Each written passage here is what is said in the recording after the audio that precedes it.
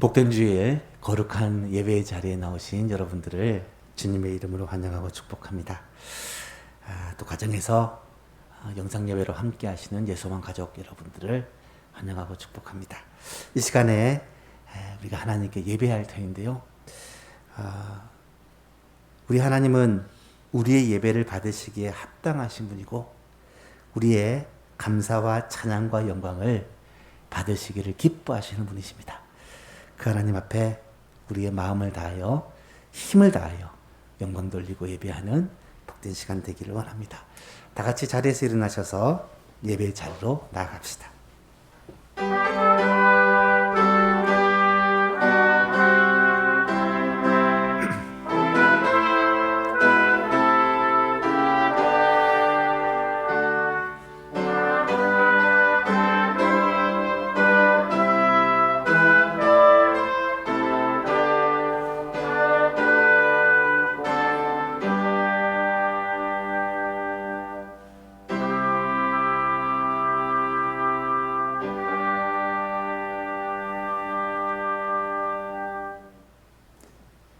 하나님의 사랑이 우리에게 이렇게 나타난 바 되었으니 하나님이 자기의 독생자를 세상에 보내심은 그로 말미암아 우리를 살리려 하심이라. 사랑은 여기 있으니 우리가 하나님을 사랑한 것이 아니라 하나님이 우리를 사랑하사 우리 죄를 속하기 위하여 화목 제물로 그 아들을 보내셨음이라. 사랑하는 자들아, 하나님이 이같이 우리를 사랑하셨은즉 우리도 서로 사랑하는 것이 마땅하도다. 아멘. 하나님 아버지, 감사와 찬양을 주님께 올려드립니다. 형편과 상황과 환경이 우리를 힘들게 하고 짓누를지라도 우리가 하나님 앞에 나와서 주의 이름을 높이며 예배할 수 있도록 우리를 인도하여 주시고, 무엇보다 우리의 참 소망이신 주님께서 성령으로 이 시간 우리 가운데 찾아오셔서 우리의 예배를 받으시고 우리 가운데 은혜를 베풀어 주시니 참 감사합니다. 하나님의 사랑이 예수 그리스도로 말미암아 우리에게 임하여 우리의 모든 죄가 사함을 받고 죽음의 문제가 해결이 되고 이 땅 가운데서 하나님의 자녀로 하나님 앞에 기도함으로 복과 은혜를 받아 누리며 살 수 있도록 우리에게 이 은혜를 베풀어 주셨는데, 하나님 아버지, 이 은혜를 감사하며 이 은혜를 누리며 살아가는 예소만 가족들 다 되게 하여 주옵소서. 이 시간에 하나님의 은혜를 사모하며 예배의 자리에 나아가오니 주님께서 친히 우리의 마음속에 성령으로 충만하게 하셔서 하나님을 만나고 주와 교제하는 복된 예배 되게 하여 주옵소서. 지종을 주님께 의탁하오며 예수님의 이름으로 기도하옵나이다. 아멘. 2장 찬송 하나님께 올려드립니다.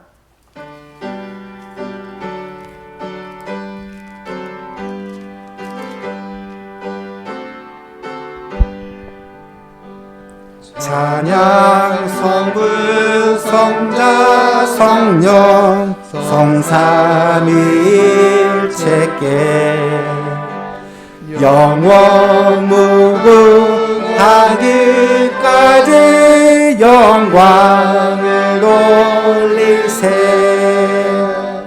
영광을 돌리세. 아멘.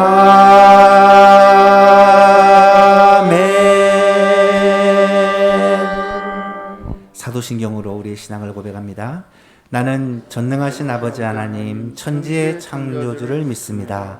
나는 그의 유일하신 아들 우리 주 예수 그리스도를 믿습니다. 그는 성령으로 잉태되어 동정녀 마리아에게서 나시고 본디오 빌라도에게 고난을 받아 십자가에 못 박혀 죽으시고 장사된 지 사흘 만에 죽은 자 가운데서 다시 살아나셨으며 하늘에 오르시어 전능하신 아버지 하나님 우편에 앉아 계시다가 거기로부터 살아있는 자와 죽은 자를 심판하러 오십니다. 나는 성령을 믿으며 거룩한 공교회와 성도의 교제와 죄를 용서받는 것과 몸의 부활과 영생을 믿습니다. 아멘. 자리에 앉으시고 410장 하나님께 찬송합니다.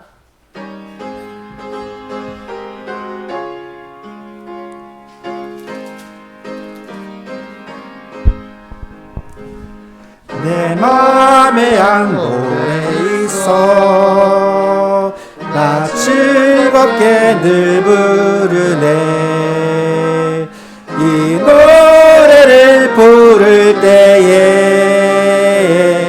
큰 평화 임하도다 평화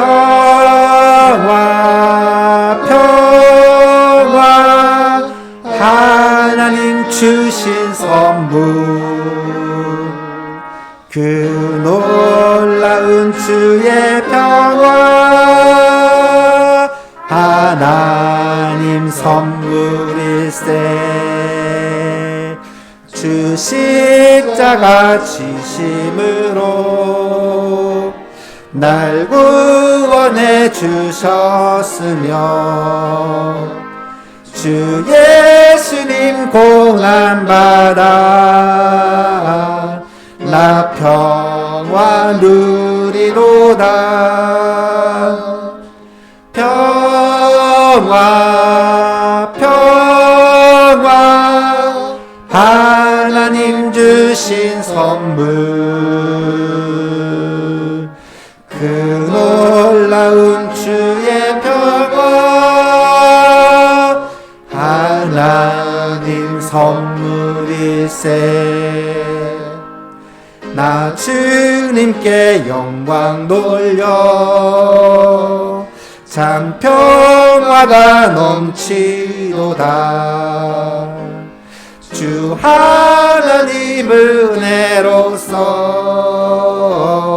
이 평화 누리도다 평화 하나님 주신 선물 그 놀라운 주의 평화 하나님 선물일세 이 평화를 얻으려고 주 앞으로 나아갈 때 주 예수님 우리에게 이 평화 주시도다 평화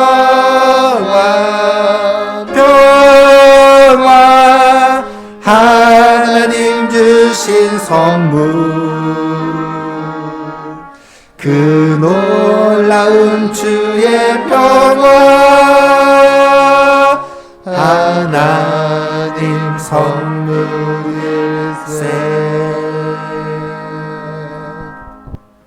이제 국장로님 기도 인도해 주시겠습니다. 존귀와 영광을 홀로 받으실 하나님 아버지, 코로나로 인하여 비록 교회에서 함께 예배 드리지 못하지만 영상을 통해서 각 가정에서 예배를 올려 드리니 이 또한 감사하는 마음으로 주님 앞에 모였습니다. 비록 몸은 각 처소에 흩어져 있지만 모두가 성령 안에서 하나 되어 신령과 진정으로 하나님 앞에 뜨거운 마음으로 예배드리게 은혜 내려 주시옵소서. 아멘. 예배 자리에 모인 모두에게 정령의 기름 부어주시고 하나님의 은혜가 넘쳐나게 하옵소서. 아멘. 저희들 영원히 죽어야 할 죄인들이오나 저희의 죄를 십자가에서 죽음으로 대속해 주시고 부활하셔서 우리에게 산 소망을 주심을 감사드립니다. 아멘. 하나님의 임재가 충만히 임하사 우리를 만나주시고 우리의 기도를 들으시고 우리에게 말씀하옵소서. 아멘. 우리를 새롭게 하옵소서. 아멘. 하나님 아버지, 육신의 질병이나 사고로 투병 중인 성도들이 십자가의 부활의 능력으로 나음이 있게 하옵소서. 아멘. 새로운 변이 바이러스로 인해 통제되어 교회는 물론 많은 사업장들이 힘들어하고 있습니다. 성령 하나님께서 찾아주셔서 힘주시고 은혜와 평강을 허락하옵소서. 저희 힘으로는 어찌할 수 없음을 고백합니다. 오직 하나님 아버지 하나님만이 하실 줄을 믿습니다. 하루속히 이 환난을 종식시켜 주시어 모두가 마음껏 찬송하고 예배가 속히 회복될 수 있도록 은혜 내려 주시옵소서. 아멘. 우리를 통해서 새 일을 이루시기를 원하시는 주님, 주님께서 선하신 뜻으로 세우신 옛 소망교회가 하나님을 더욱 뜨겁게 사랑하기를 소망합니다. 하나님을 대적하는 세상의 견고한 어둠의 권세를 무너뜨리고 복음으로 하나님의 나라를 힘있게 확장해 나가는 충성된 교회가 되게 하옵소서. 아멘. 우리 교회가 올바른 길로 나아가며 삶에 지친 영혼들에게 주님의 사랑과 위로를 베푸는 영혼의 쉼터가 되게 하옵소서. 복음이 전해지는 삶의 현장마다 죽어가는 영혼들이 예수 안에서 새 생명을 얻게 하시고 아멘. 상처 입은 가정과 방황하는 심령들이 온전히 회복되도록 인도하여 주시옵소서. 아멘. 감사 기쁨으로 복음을 전하는 삶터에서 우리의 자녀와 젊은이들이 말씀으로 양육되어지고 훈련되어 어두운 세상 속에서 영성과 실력을 갖춘 하나님의 일꾼으로 쓰임받게 하옵소서. 아멘. 오늘도 진리의 말씀, 능력의 말씀을 열고 단회에 서신 우리 목사님을 기억하여 주시옵시고 주님께서 맡긴 사명을 성실히 임하며 영육간의 강건함으로 지켜 주시옵소서. 전하시는 말씀에 성령의 기름을 부어 주셔서 선포하는 진리의 말씀으로 우리의 심령이 부요해지고 은혜가 충만하게 하옵소서. 아멘. 하나님께 찬양드리는 할렐루야 악기팀을 축복하여 주옵시고 사모하는 마음을 만족케 하시는 하나님, 온 성도가 은혜를 더욱 사모하게 하옵시고 갈급한 심령 위에 은혜의 단비가 흡족히 내리는 시간 되게 하옵소서. 아멘. 이 모든 말씀 예수님의 이름으로 기도드립니다. 아멘.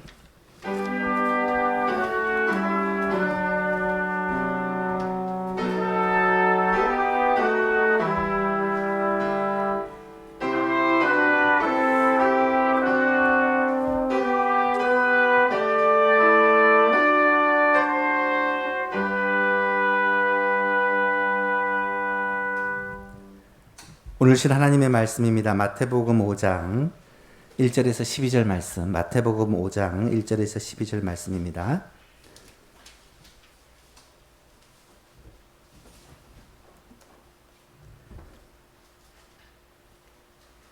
한 절씩 교독하겠습니다.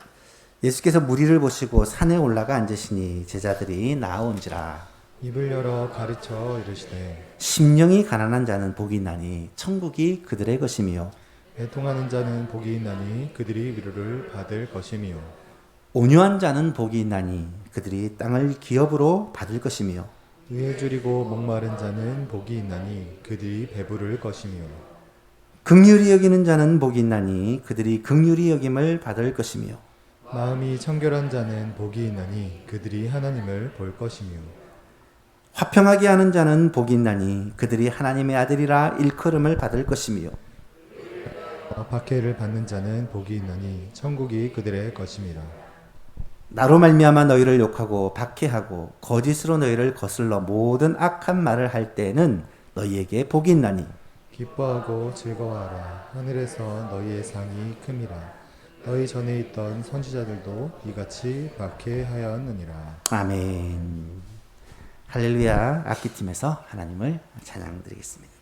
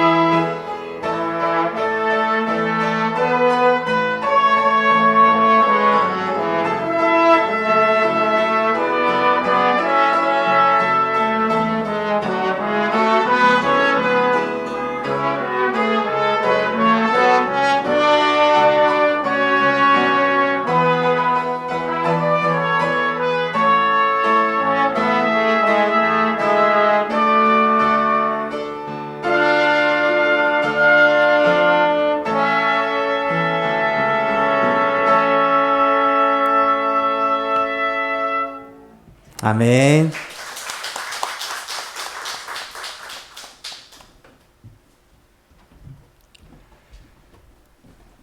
우리 예수망 교회에 속한 모든 가정마다 하나님의 은혜와 평강 그리고 위로하심이 함께하기를 주님의 이름으로 축복합니다.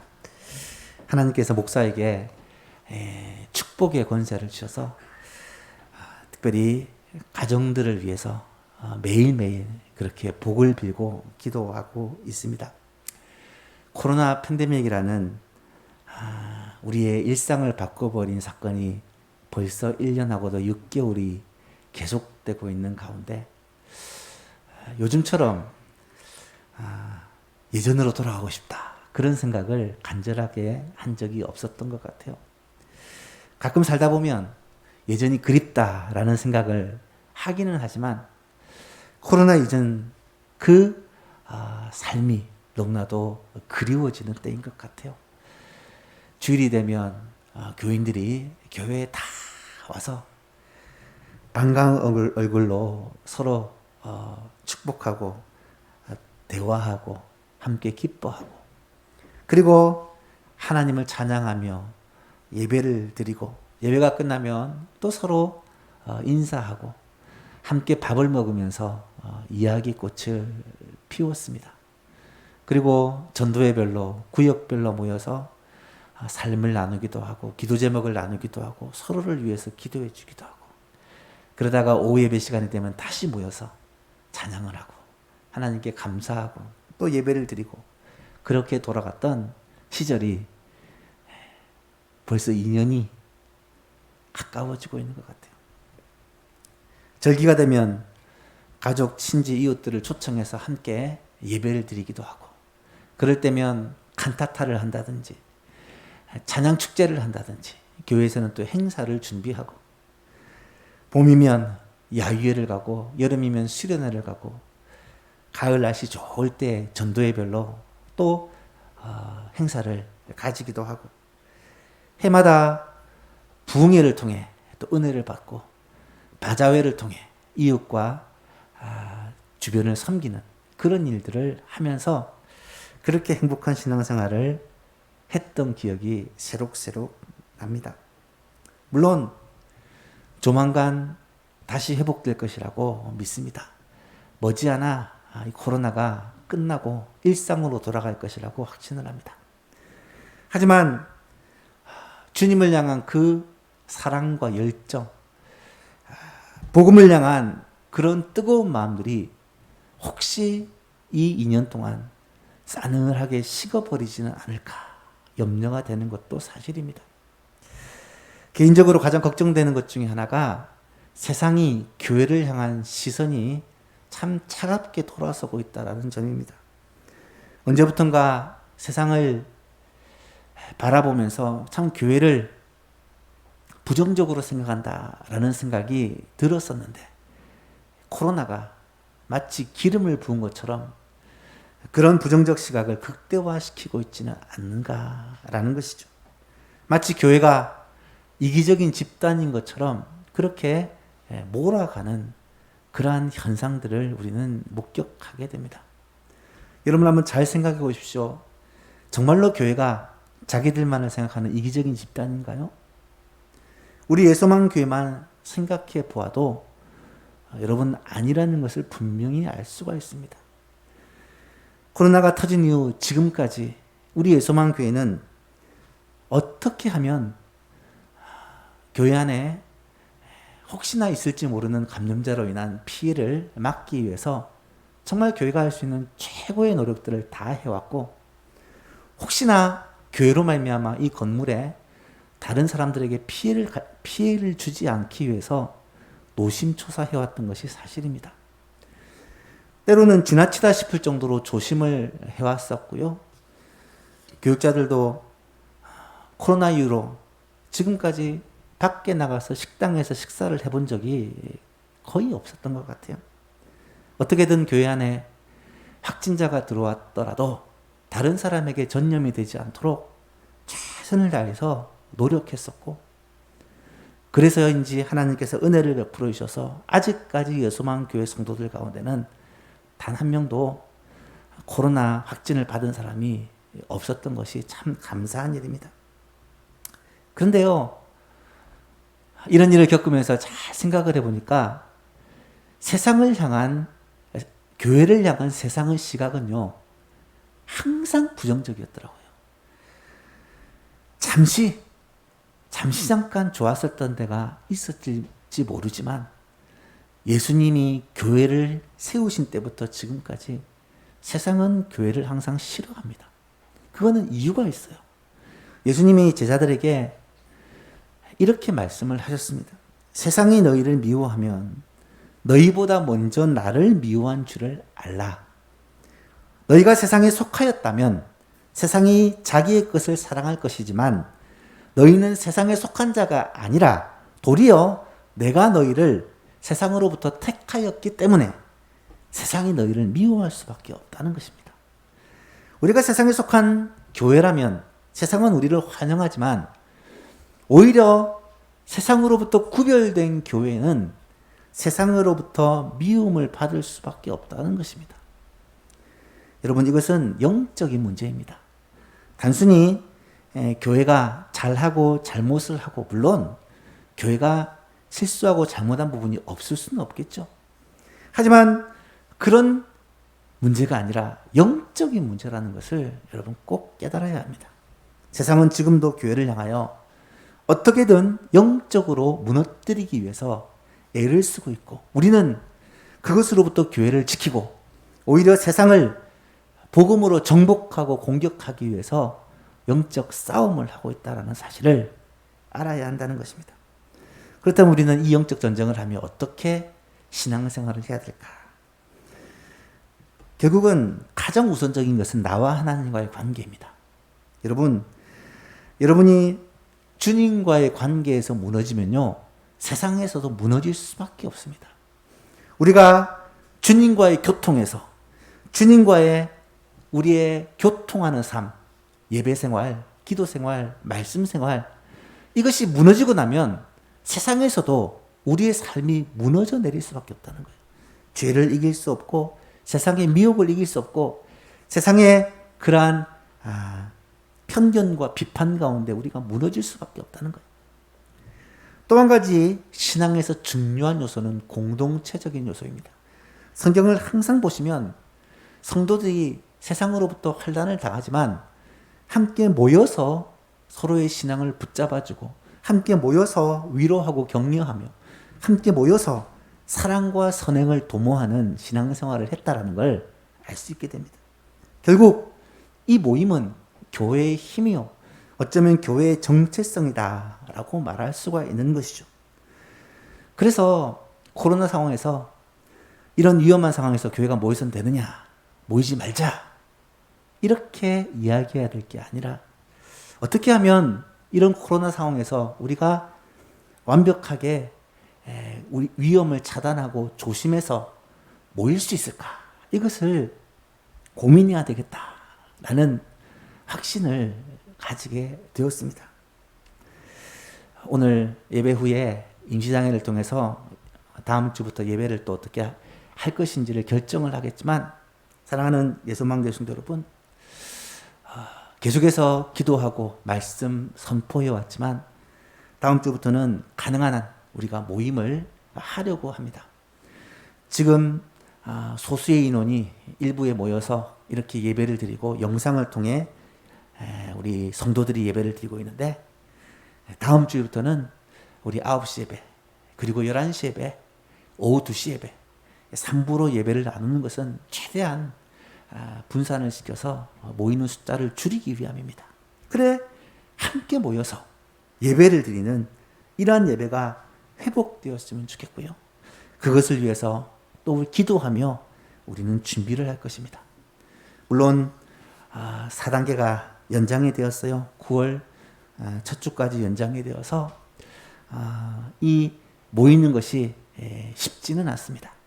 하지만 우리 교회 공간을 잘 활용하면 최대한 안전하게 모여서 예배드릴 수 있는 환경이 된다라고 확신을 하고 모임을 시작하려고 저는 개인적으로 마음을 가지게 됩니다. 사랑하는 예수만교회 성도 여러분, 혹시라도 우리 성도님들 가운데 이런 부분에 대해서 염려하거나 걱정하거나 또 다르게 생각하시는 분이 계실까 염려하여 설명을 드리는 것이니까 여러분 이해를 하시고 교회가 함께 모여서 예배를 드립니다 라고 광고가 가시거든 여러분 힘을 다하여 그리고 잘 협조하여 안전하게 모여서 예배 드릴 수 있는 예수만 교회가 될 수 있기를 축복합니다. 7월 8월에는 우리가 팔복을 통해 주시는 복음에 대해서 생각을 해보고 있습니다. 계속해서 반복적으로 말씀드리지만 저는 반복이 너무 소중하다고 생각합니다. 교육에 있어서 가장 중요한 거예요. 이 팔복은 윤리적인 말씀이 아니에요. 가난한 심령, 애통해야 된다. 마음이 온유해야 된다. 그런 계명으로 주시는 말씀이 아니라는 것입니다. 팔복은 복의 선언입니다. 복의 선언이에요. 그래서 복음이라고 말할 수 있습니다. 봐라, 누가 복된 자냐? 심령이 가난한 너희가 복된 자다. 누가 복된 자나? 애통하는 너희가 복된 자다. 온유한 너희가 복된 자고 의에 줄이고 목마른 너희가 복된 자들이다.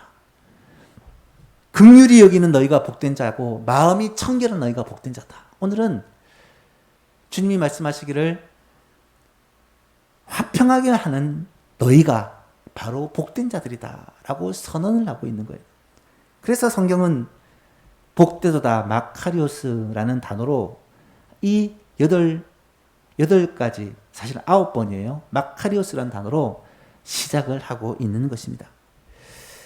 여러분 왜 성도가 복된 자냐? 세상 사람들이 볼 때는 성도가 복이 있어 보이지 않습니다.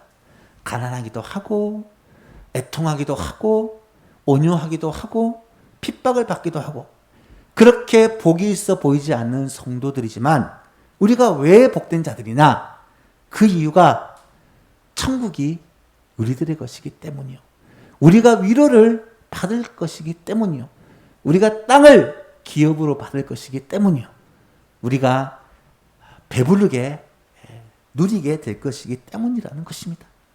사랑하는 성도 여러분, 팔복 전체가 통일된 주제와 중심 사상을 가지고 있다라고 여러 번 말씀을 드렸습니다. 8가지 복은 사실 각각 다른 복을 말하는 것이 아니라 같은 복을 말하는데 그 같은 복이라는 것은 중의적인 의미를 가진 거죠. 우리가 천국에서 영원히 누리는 영원한 복과 이 땅에서 누리는 천국에서의 복을 맛보고 누리는 그 이 땅에서의 복을 함께 표현하는 복이다. 사실은 진짜 복, 궁극적인 복이라는 거예요. 어떤 사람에게 그런 복이 주어지느냐? 8가지를 말하고 있지만 결국 이 8가지는 한 가지를 말하는 거예요. 그리스도가 우리 안에 계심으로 예수 그리스도를 믿고 의지하며 살아가는 성도의 삶을 가리키는 표현이다 라고 말씀을 드렸습니다. 그래서 심령이 가난한 자가 누구냐? 애통하는 자가 누구냐? 온유한 자가 누구냐? 의에 줄이고 복마는 자가 누구냐? 계속해서 이런 말씀으로 설교를 드리지만 이 모든 것은 성도가 누구냐? 성도가 어떤 존재냐라는 걸 설명하는 것이다 라는 것을 말씀드리는 것입니다. 그런 전제를 가지고 오늘은 화평하게 하는 자는 복이 있나니 라는 제목으로 함께 말씀을 나누고자 합니다. 먼저 화평하게 하는 자는 누구를 말하는 것일까요? 화평하게 하는 자라고 하면 제일 먼저 떠오르는 단어가 있다면 피스메이커일 것입니다. 영어로 하면 화평을 만드는 자 이런 뜻이죠. 화평하게 한다, 피스메이커라고 하면 두 사람 혹은 이 편이 서로 다투고 싸우고 있는데 그 가운데 서로를 중재해가지고 화평하게 만드는 그런 의미로 우리는 쉽게 생각을 합니다. 예를 들면 미국 대통령 중에 우리 카터 대통령이 퇴임을 한 후에 아프리카에서도 남미에서도 또 우리나라에서도 서로 갈등과 반목이 되어 있던 사람들을 서로 평화를 누리게 하기 위해 중재하는 역할을 참 많이 했어요. 그래서 많은 사람의 존경과 사랑을 받기도 했는데 그런 것이 피스메이커가 아닌가라고 생각할 수 있습니다. 여기서 주님이 말씀하시는 화평하게 하는 자가 과연 그런 다투는 두 사람을 서로 화평하게 하는 피스메이커를 말하는 것일까? 물론 그런 의미도 조금은 포함되어 있습니다. 하지만 오늘 본문에서 말씀하는 화평하게 하는 자가 뭘 말하느냐? 자, 화평하게 하는 자를 헬라어로 보니까 에이레노포이에오라는 단어를 사용하더라고요. 에이레네는 평화를 의미하고 포이에오는 하다, 만들다라는 단어입니다. 이 두 개가 합성어에서 평화를 만들다, 평화를 이루다라는 의미가 바로 에이레노포이에노, 이 화평하게 하는 자라는 말입니다. 복수형으로 쓰였기 때문에 화평하게 하는 사람들, 평화를 만드는 사람들이라는 의미입니다. 그런데 여기서 이 에이레네라는 단어가 사용되는데요. 이 에이레네라는 단어가 제가 여러 번 말씀을 드렸지만 헬라어의 이 단어는 만들어낸 단어입니다. 그 전에부터 있었던 단어가 아니라 구약의 샬롬을 표현할 수 있는 단어로 에이레네라는 단어를 사용해요. 이 샬롬은 단순한 전쟁이 없는 평화, 다투지 않는 평화를 의미하는 게 아니라 하나님 안에서만 누릴 수 있는 완전한 평화, 궁극적인 평화를 나타낼 때 이 샬롬이라는 단어를 사용합니다. 그래서 이스라엘 백성들을 만날 때마다 지금도 샬롬 샬롬 인사를 하지 않습니까? 이런 완전한 평화, 궁극적인 평화, 이 샬롬이 에이레네인데 이 에이레네가 이루어지도록 하는 것, 그것이 바로 피스메이커, 여기 말하는 평화를 화평하게 하는 자라는 말입니다. 그렇다면 화평하게 하는 자는 누구냐?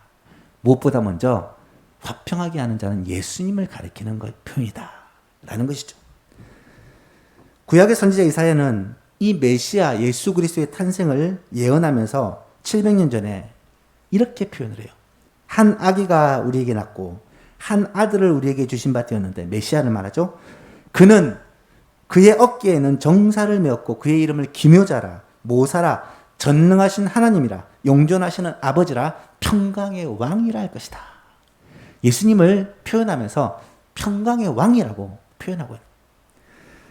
하늘의 천군과 천사가 베들레헴 목동들에게 나타나셔서 뭐라고 노래를 하고 있냐면, 호련히 수많은 천군이 그 천사와 함께 하나님을 찬송하여 이르되, 지극히 높은 곳에서는 하나님께 영광이요, 땅에서는 기뻐하신 사람들 중에 평화로다. 예수 그리스도 메시아의 탄생을 가리켜 하늘에서는 영광, 땅에서는 평화라고 표현하고 있다. 예수님 자신도 자기를 가리켜 평화를 주시는 분으로 소개합니다. 제자들과의 마지막 만찬의 자리에서 뭐라고 말씀합니까? 평안을 너희에게 끼치노니 곧 나의 평안을 너희에게 주노라. 내가 너희에게 주는 이 평안은 세상이 주는 것과 같지 아니하니 너희는 마음에 근심하지도 말고 두려워하지도 말라라고 권면하죠. 사도 바울도 예수님을 소개하면서 예수님을 우리의 화평이다라고 소개합니다. 에베소서 2장에 보니까 그는 우리의 화평이신지라, 둘로 하나를 만드사 원수된 것 곧 중간에 막힌 담을 자기의 육체로 허시고 법조문으로 된 계명의 율법을 폐하셨으니 이는 이 둘로 자기 안에서 한 세 사람을 지어 화평하게 하시고, 설명을 다 드릴 수 없지만 이 둘은 이방인과 유대인을 말하고 하나로 만든 한 세 사람은 교회를 의미하는 거예요. 그래서 교회로 말미암아 온 인류를 하나 되게 하시고, 또 십자가로 이 둘을 한 몸으로, 한 몸 된 교회로 하나님과 화목하게 하시는 것이다. 예수 그리스도를 그렇게 표현하고 있습니다. 여기서 나타나는 평화, 평강, 평안, 화평, 다른 단어들이 다 사용됐지만 헬라어, 히브리어를 보시면 다 샬롬이고 다 에이레네입니다. 표현을 조금씩 다르게 했을 뿐 결국 샬롬, 결국 에이레네를 말하는 것입니다.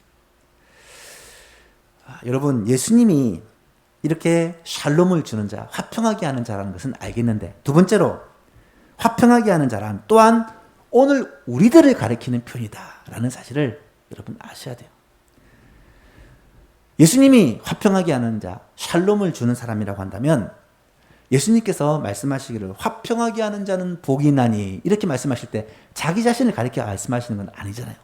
그럼 누구를 가리켜 말씀하시는 것일까? 그것은 예수님으로부터 이 사명을 받아서 예수님께서 하신 이 사명을 우리도 위임받아 하게 된 바로 저와 여러분들을 가리키는 표현이라는 거예요. 우리가 화평하게 하는 자라는 거예요. 우리가 그리스도 안에서 새 생명을 얻은 우리가 바로 화평하게 하는 자라는 말입니다. 우리가 잘 아는 말씀 중에 고린도서 5장 17절 말씀이 있어요. 한번 같이 읽어볼까요? 시작. 그런즉 누구든지 그리스도 안에 있으면 새로운 피조물이라. 이전 것은 지나갔으니 보라 새 것이 되었도다. 아멘. 여기까지는 다 알아요. 그 다음에 무슨 내용이 나타나는지를 잘 모르시더라고요. 우리는 그리스도 안에서 이전 것은 지나갔고 새 것이 되었다 라고 말씀하신 후에 바로 이어서 뭐라고 말씀하시냐면 모든 것이 하나님께로 났으며 그가 그리스도로 하나님이 그리스도로 말미암아 우리를 자기와 화목하게 하시고 하나님이 예수님으로 말미암아 우리를 하나님과 화목하게 하시고 또 우리에게 화목하게 하는 직분을 주셨으니 곧 하나님께서 그리스도 안에 계시사 세상을 자기와 화목하게 하시려고 죄를 그들에게 돌리지 아니하시고 화목하게 하는 말씀을 우리에게 부탁하셨느니라. 여러분, 예수 그리스도로 말미암아 우리가 하나님과 화목하게 되었을 뿐만 아니라 우리에게 화목하게 하는 직분을 주사 세상이 하나님과 화목하게 하기 위해 우리를 화목하게 하는 사람, 화목을 만드는 사람으로 삼아주셨다는 말입니다. 다시 말하면 우리가 화목하게 하는 사람이에요. 옆 사람과 함께 인사할까요? 당신이 화목하게 하는 사람입니다. 화평하게 하는 자가 바로 나예요, 나. 여러분들입니다. 여러분들이 화평하게 하는 자예요. 이 사실을 분명히 알고 이 말씀에 귀를 기울여야 합니다. 그렇다면 화평하게 하는 자로서 우리는 과연 무엇을 해야 할까? 두 가지를 말씀드리고자 합니다. 첫 번째는 먼저 하나님과 화평을 만드는 자가 되어야 돼요. 하나님과 화목한 자가 되어야 된다는 거예요. 하나님과 사람 사이에는 처음에는 화목한 관계였어요. 아시죠? 하나님이 사람을 만드실 때 자기 형상을 따라 완벽하게 창조하셨어요. 아름답게 창조하셨어요. 그런데 사람이 죄를 짓고 하나님께 반역함으로 말미암아 이 화평이 깨어지게 됐습니다. 화평이 깨어지고 나니까 모든 만물과의 조화가 다 깨어지고 만물이 사람 때문에 신음하게 된 거예요. 그런데 예수 그리스도의 십자가 구속의 사건은 어떤 것입니까? 이 깨어진 화평을 다시 회복시킨 사건이라는 것을 우리는 분명히 알고 있습니다. 예수 그리스도의 그 십자가 구속의 능력이 먼저 내 안에서 효력을 발휘하여 내가 하나님과 화목하게 될 때 나를 통해서 세상이 하나님과 화목하게 된다는 거예요. 사랑하는 예수님 여러분, 여러분은 지금 하나님과 화목한 관계를 누리고 계십니까? 사랑하는 여러분, 여러분은 지금 하나님의 말씀에 귀를 기울이고 그 말씀을 따라 삶으로 하나님의 은혜와 복을 받으며 화목한 삶을 살고 계시나요? 혹시 코로나라는 핑계로 여러분의 예배 생활이, 여러분의 말씀 생활이, 여러분의 기도 생활이 무너져 내려버리지는 않았습니까? 하나님과 멀리 떨어져서, 아니 하나님과 상관없이 살아가고 있지는 않나요? 우리의 일상의 삶이 하나님은 잘 모르겠고 내가 결정하고 내가 판단하고 내가 노력하고 내가 살아가는 나의 삶은 아닌가요? 가장 먼저 회복되어야 될 것이 하나님과의 화목입니다. 하나님과의 평화입니다. 하나님과 원수가 되어서 우리는 결코 화평하게 하는 자가 될 수가 없고 하나님과 원수가 되어서는 결코 행복한 삶을 누릴 수가 없다는 거예요. 먼저 하나님과 화평을 누리는 자가 되어야 됩니다. 그리고 나서 두 번째로 사람들과 화평을 조성하는 자가 되어야 된다는 거예요. 주변을 돌아보면 화평하게 하는 사람이 있는가 반면 불화를 조장하는 사람들이 참 많아요. 화평을 조성하고 사람들과 좋은 관계를 누리며 사는 사람이 있지만 어디를 가든 갈등을 조장하고 화평을 깨는 사람이 있기 마련입니다. 성경에 보니까 어떤 사람이 이런 화평을 깨는 자냐? 시기와 질투로 인해서 불화를 조장하는 사람이 있습니다. 잠언 14장 30절에 보니까 평온한 마음은 육신의 생명이나 시기는 뼈를 썩게 하느니라. 참 이 강한 표현을 사용하더라고요. 또한 교만으로 인해서 화평을 깨는 사람이 있습니다. 잠언 13장에 보니까 교만에서는 다툼만 일어날 뿐이라 권면을 듣는 자가 지혜가 있느니라. 자기 생각, 내 주장을 한없이 주장하는 사람이 결국 화평을 깨게 되어 있습니다. 또한 용서하지 못하는 사람이 불화를 조성합니다. 사도행전 15장에 보면 참 안타까운 사건이 나타나는데요. 그 유명한 바울과 바나바 사도가 서로 갈라집니다. 그냥 좋게 갈라진 게 아니라 심하게 싸운 후에 마음이 상해서 갈라져요. 왜 그러느냐? 결국 마가라는 한 사람을 용서하지 못함으로 이런 일이 생기게 됩니다. 또한 네 번째로는 회개하지 않기 때문에 불화가 조성됩니다. 사무엘상에 보면 사무엘이 죽는 날까지 사울을 다시 보지 않게 됩니다. 사무엘이 사울을 기름 부어 왕으로 세웠는데 그 사무엘이 죽는 날까지 사울을 아예 얼굴도 보지 않게 돼요. 왜 그렇습니까? 이는 그가 사울을 위해 슬퍼하며 여호와께서는 사울이 이스라엘 왕으로 삼으신 것을 후회하였기 때문이다. 사울이 회개하지 않기 때문에, 사울이 하나님 앞으로 돌이키지 않기 때문에 결국 이런 불화가 일어날 수밖에 없었다는 것입니다. 따라서 진정으로 사람과의 화평을 이루어가기를 원하는 사람이 있다면 그 사람은 사람들과의 관계가 깨어지고 사람들의 관계가 불화가 있다면 이것을 그냥 방치하고 놓아두는 사람이 아니라 어떻게든 이 관계를 회복하고 이 깨어진 화평을 회복하기 위해 애를 쓰게 된다는 거예요. 왜 그렇습니까? 사람들과의 관계가 깨어진 채 방치되면요, 하나님과의 관계도 무너져 내릴 가능성이 많기 때문입니다. 가정에서 부부관계가 무너져 내리고 부모와 자녀 관계가 깨어지면요, 신앙생활이 제대로 될 수가 없기 때문이에요. 그래서 주님은 말씀하시잖아요. 그러므로 예물을 제단에 드리려다가 거기서 내 형제에게 원망 들을 만한 일이 있는 것이 생각이 나거든 예물을 제단 앞에 두고 먼저 가서 형제와 화목하고 그 후에 와서 예물을 드리라 라고 말씀하고 있는 거예요. 그래서 하나님은 우리로 하여금 주위 사람들과 적극적으로 화목을 이루어갈 것을 명령하고 계십니다. 먼저 가정에서 화목을 이루어가야 돼요. 잠언 17장에 보니까 마른 떡 한 조각만 있고도 화목하는 것이 제육이 집에 가득하고도 다투는 것보다 나으니라. 교회에서 성도들과 화평을 이루어가야 합니다.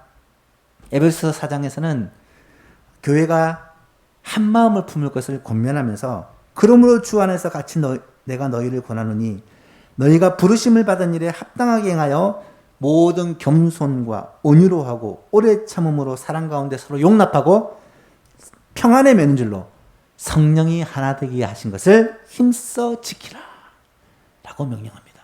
하나 되어야 될 의무가 교회에는 있다라는 거예요.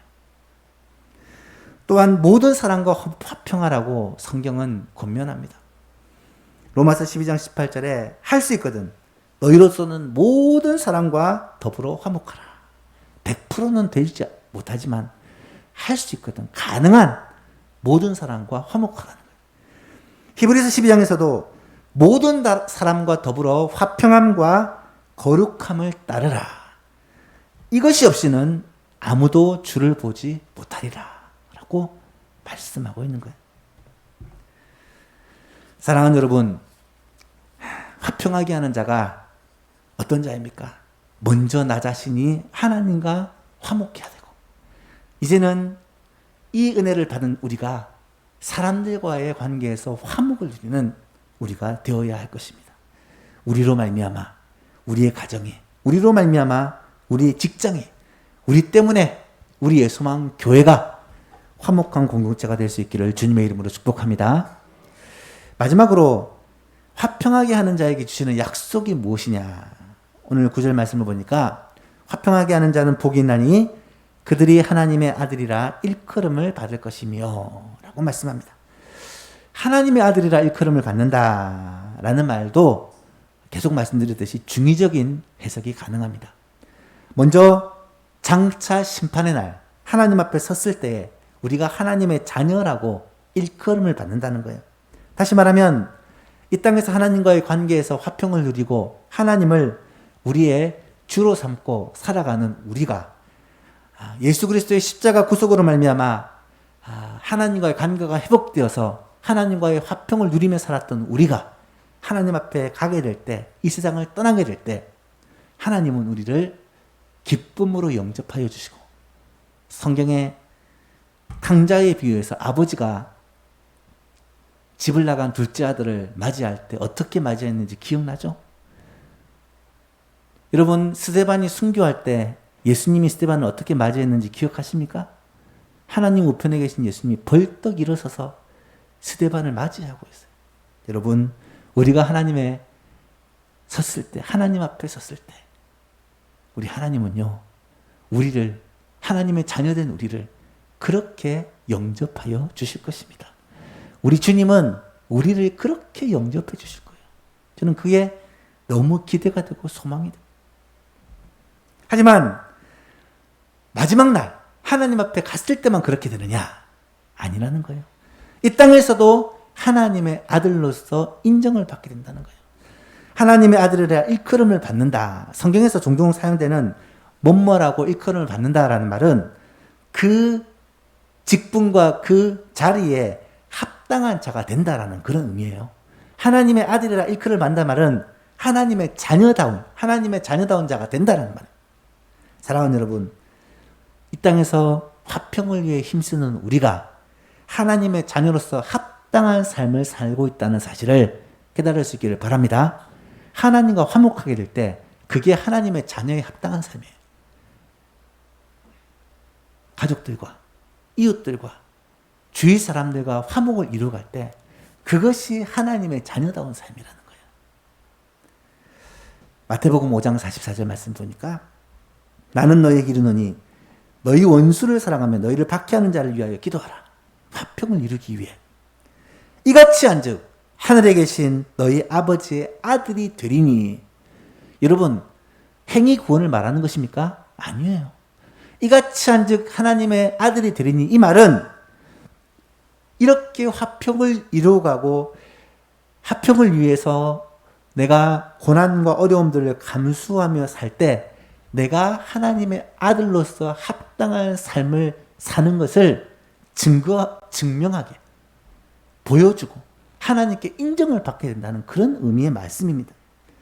왜냐하면 하나님이 그 해를 악인과 선인에게 비추시고 비를 의로운 자와 불의한 자에게 내려주시는 분이기 때문에 그 자비하신 모습, 그 긍휼의 모습을 우리가 닮아갈 때, 저 사람은 진짜 하나님의 자녀야. 저 사람은 진짜 예수쟁이야. 예수 믿는 사람이야. 정말 세상 사람과 달라라고 인정을 받게 되고 하나님으로부터 그렇게 인정을 받게 된다는 말씀이라는 거예요. 요한복음 15장 8절에서도 너희가 열매를 많이 맺으면, 열매를 맺는다는 것은 예수 그리스도와의 그 교통을 통하여 우리의 삶에 나타나는 많은 착한 행실을 말하는 거예요. 열매를 많이 맺으면 내 아버지께서 영광을 거두실 것이요 너희는 내 제자가 되리라. 여러분, 열매를 많이 맺어야만 내 제자가 된다는 말이 아니라 내 제자로서의 합당한 자라 인정을 받는다는 말이에요. 예수님의 제자다운 그런 자가 된다는 말입니다. 우리는 분명히 하나님의 자녀요, 하나님의 백성이지만 하나님의 자녀다운 삶, 하나님의 백성다운 삶을 살기 위해서는 오늘 주신 이 말씀대로 순종하며 살 때, 저 사람이 진짜 하나님의 자녀구나, 하나님의 백성이구나 인정을 받게 되고 이것을 증명해 보여주게 된다라는 말씀입니다.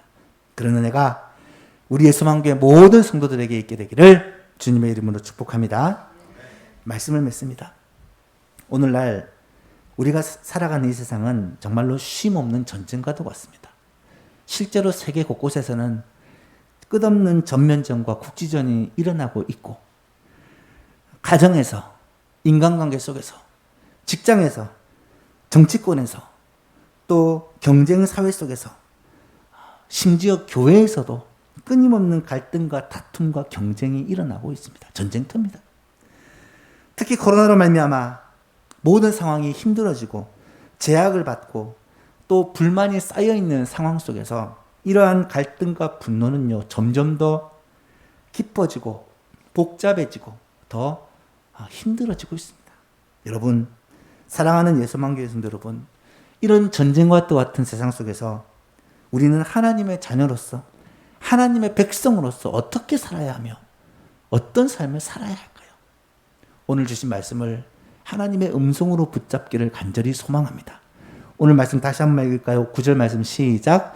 화평하게 하는 자는 복이 있나니 그들이 하나님의 아들이라 일컬음을 받을 것이며. 이 말씀이 오늘 우리에게 주시는 하나님의 음성이 될 수 있기를 간절히 바랍니다. 먼저 여러분이 하나님과의 화목된 관계, 하나님과의 화평을 누리며 사시기를 축복합니다. 매일매일 삶 속에서 하나님을 만나고 주님이 여러분의 삶에 함께 하시는을 맛보며 누리며 사시기를 바라고요. 나아가서 다른 사람과 화평을 누리기, 특별히 우리 가족들과 우리 직장에서 동료들과 만나는 사람들과 교회에서 성도들과 화목된 관계를 누리며 살아가는 예수망 모든 가족들 될 수 있기를 바랍니다. 화평을 누리기 위해서는 대가가 필요합니다. 여러분, 때로는 내가 손해를 볼 수 있어야 되고, 때로는 내가 자존심을 내려놓아야 될 때가 있고, 때로는 억울한 일, 애매하게 당하는 고난을 받을 때도 있습니다. 그럼에도 불구하고 화평을 이루기 위해서 그러한 어려움들을 감수하며 애를 쓸 때에 주님은 뭐라고 약속해주고 계시냐? 화평하게 하는 자는 복이 있나니 그들이 하나님의 아들이라 일컬음을 받는다. 인정을 받는다. 하나님도 그렇게 인정하고 사람들도 그렇게 인정해주게 된다. 그 사람이 복의 통로가 되고 복음의 통로가 될 수 있다는 사실을 기억하며 그런 복된 삶을 살아가는 예수망 모든 가족들 될 수 있기를 주님의 이름으로 축복합니다. 하나님 아버지 감사합니다.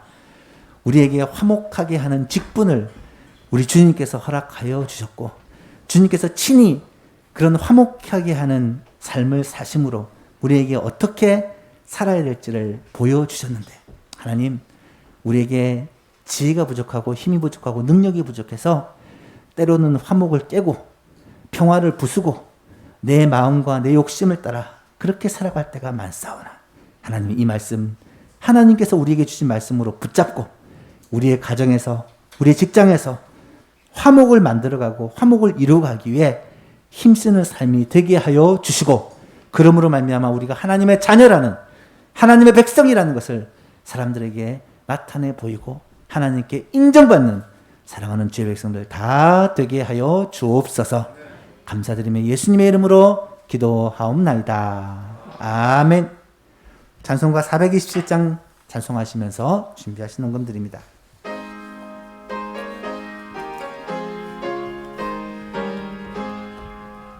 마음 가난한 사람 복이 있나니 천국이 그들의 것이며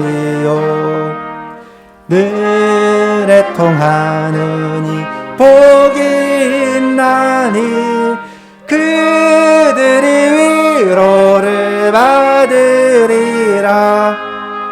온유한 사람은 복이 있나니 될 것이요 의사모하느니 복이 있나니 그들이 베풀을 것이로다. 긍휼히 여기면 복이 있나니 긍휼히 여김을 받으리라. 마음 정결한 사람 복이 있나니 그들이 하나님 볼 것이라. 화평케 하느니 복이 있나니 그들이 하나님 아들이요. 핍박을 받느니 복이 있나니 천국이 그들의 것임이라. 주위의 욕보면 복이 있나니 하늘의 큰 상을 받으리라. 성부와 성자와 성령의 영광 영원히 돌리세 할렐루야.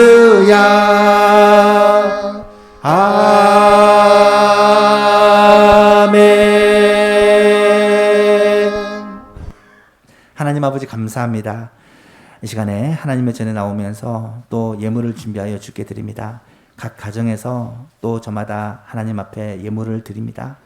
하나님 아버지, 이 드린 예물을 주님께서 받으시고 흠량하시되 우리의 마음 중심을 함께 연락하여 주시고 하나님의 은혜로 충만케 하여 주옵소서. 먼저 영적인 복을 허락하여 주셔서 하나님의 이 말씀의 약속이 우리의 소망 모든 가족들에게 임하게 하여 주시고 나아가서 이 세상 가운데서도 하나님의 백성답게 하나님의 자녀답게 살 수 있도록 주님께서 지키시고 보호하시고 인도하여 주옵소서.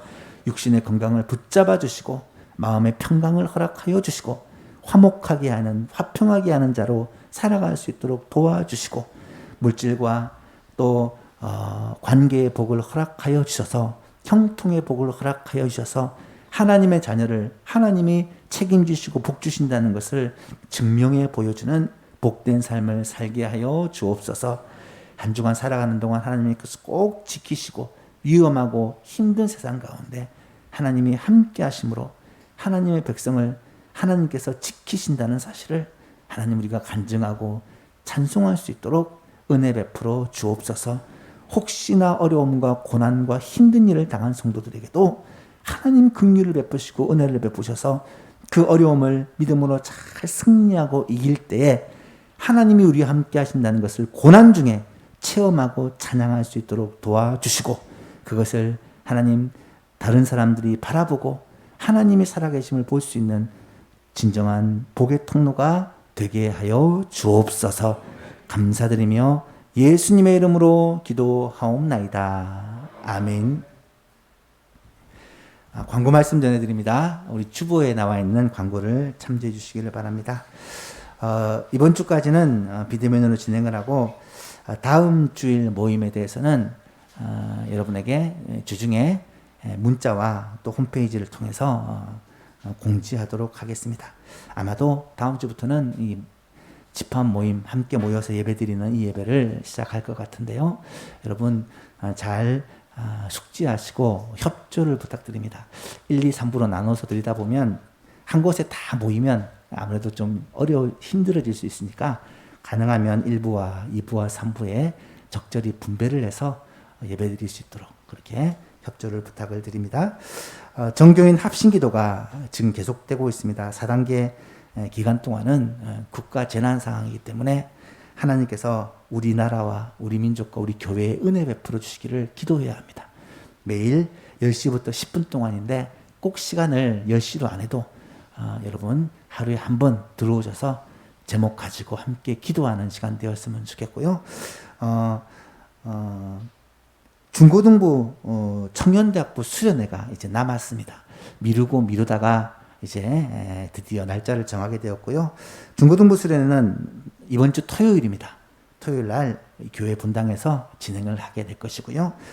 청년대학부 수련회는 9월 중에 주일 3부 예배 후에 그렇게 진행을 하게 될 것 같습니다. 여러분 위해서 기도해 주시고 우리 청년과 학생들이 믿음으로 무장되어야 세상에서 살 수 있습니다. 세상이 유혹과 미혹이 너무 강하기 때문에 이들이 믿음으로 무장되지 않으면 무너져 내릴 수밖에 없습니다. 위에서 기도해 주시고 진행하시는 우리 전도사님을 위해서도 여러분 기도 부탁을 드립니다. 연로하신 성도님과 환우들을 위해서 기도하는 것을 계속해 주시기를 바랍니다. 다 같이 일어나셔서 407자 찬송하시고 축도로 예배를 마치겠습니다.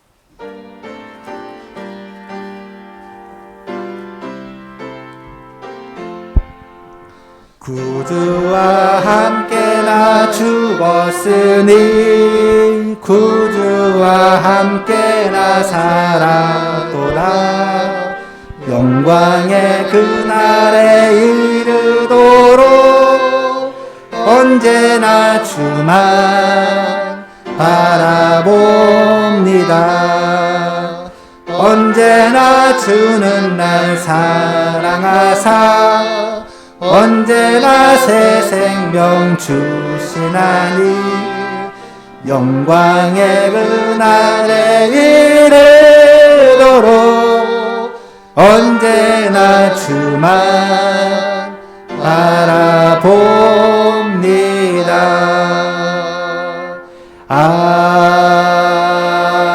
아멘.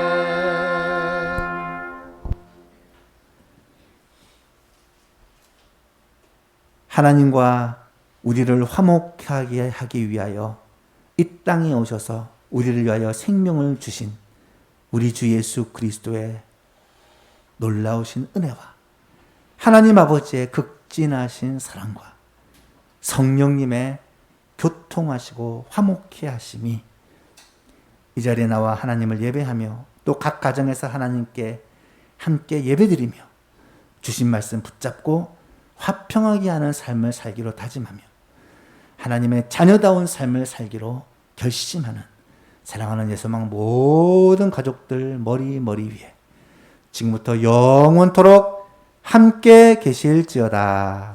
아멘.